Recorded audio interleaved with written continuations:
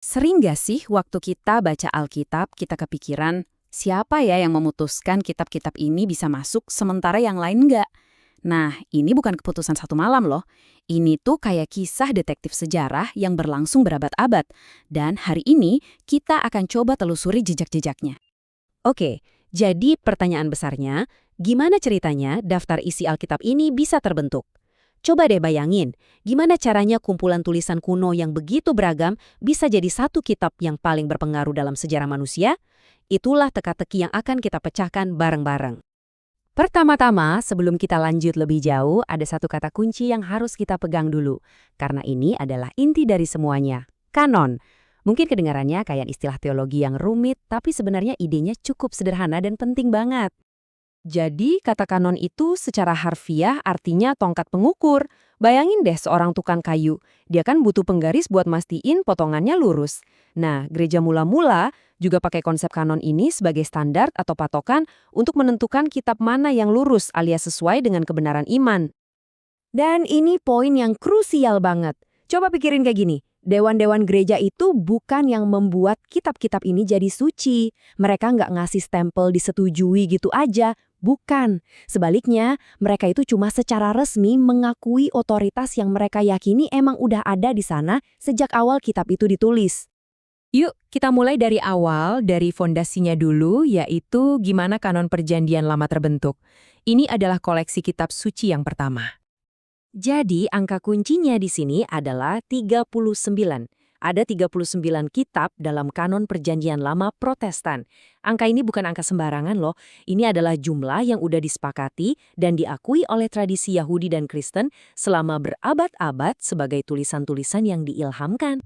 Tradisi Ibrani kuno biasanya menyusun ke-39 kitab ini menjadi 3 kelompok besar. Ada Taurat atau hukum, lalu ada nabi-nabi, dan terakhir ada tulisan-tulisan. Yang menarik adalah, pada zaman perjanjian baru, struktur 3 bagian ini tuh udah sangat dikenal dan diterima luas. Nah, untuk perjanjian lama, prosesnya bisa dibilang lebih straightforward. Saat seorang nabi yang diakui seperti Musa atau Yesaya menulis sesuatu, tulisan mereka itu hampir seketika diterima sebagai firman Tuhan. Otoritasnya itu nempel langsung sama si penulisnya sebagai utusan Tuhan. Sekarang kita beralih ke bagian berikutnya, pembentukan kanon perjanjian baru. Wah, ini ceritanya beda lagi nih. Prosesnya jauh lebih kompleks dan butuh waktu berabad-abad sampai benar-benar final. Jadi, apa sih yang bikin mereka merasa perlu daftar yang pasti? Ada beberapa pemicunya. Bayangin deh, waktu itu banyak banget tulisan palsu yang beredar, yang ngaku-ngaku dari para rasul. Terus, ada juga penganiayaan hebat di bawah Kaisar Diokletianus, yang memaksa orang Kristen buat bikin pilihan sulit. Untuk kitab Mena, kita rela mempertaruhkan nyawa. Dan yang gak kalah penting, ada kebiasaan gereja sendiri. Kitab-kitab mana sih yang emang secara konsisten dibacakan dan dianggap berotoritas dalam ibadah mereka? Proses ini tuh nggak terjadi dalam semalam. Kita bisa lihat evolusinya pelan-pelan seiring waktu. Dimulai dari Clemens di akhir abad pertama yang merujuk beberapa kitab. Lalu ada kanon Muratori yang daftarnya udah lebih lengkap. Sampai akhirnya Athanasius menyusun daftar 27 kitab yang kita kenal sekarang.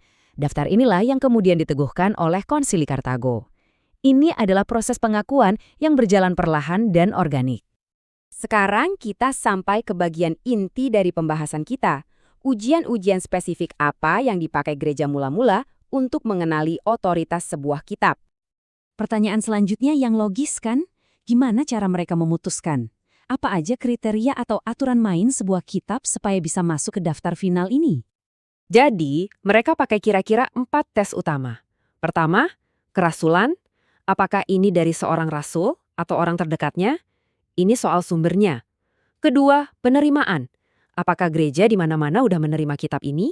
Ini soal pengakuan yang luas. Ketiga, isi. Ajarannya nyambung nggak sama Injil yang udah mereka kenal? Dan yang terakhir, inspirasi. Waktu dibaca, apakah tulisan ini terasa punya suara Tuhan dan bisa mengubah hidup? Biar lebih kebayang, kita lihat contoh nyatanya. Ada sebuah tulisan yang judulnya Injil Petrus yang pada akhirnya ditolak. Kenapa? Karena gagal di tes nomor 3. Isinya dianggap nggak sejalan dengan ajaran yang udah mapan di kitab-kitab para rasul yang lain. Ini menunjukkan kalau tes-tes ini benar-benar diterapkan secara praktis. Oke, setelah melihat semua sejarah ini, terus apa artinya buat kita hari ini? Kenapa proses pembentukan kanon ini begitu penting untuk kita pahami? Ini membawa kita kembali ke poin utama. Poin yang paling krusial adalah ini. Gereja itu tidak menciptakan kanon. Peran gereja adalah untuk mengenali dan menegaskan kitab-kitab mana yang telah diilhamkan oleh Tuhan sejak awal penulisannya. Jadi, daftar isi Alkitab bukanlah sesuatu yang diputuskan dalam satu pertemuan rahasia.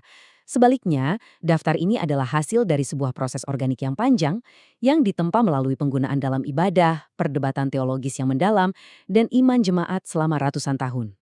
Dan ini meninggalkan kita dengan sebuah pertanyaan untuk direnungkan.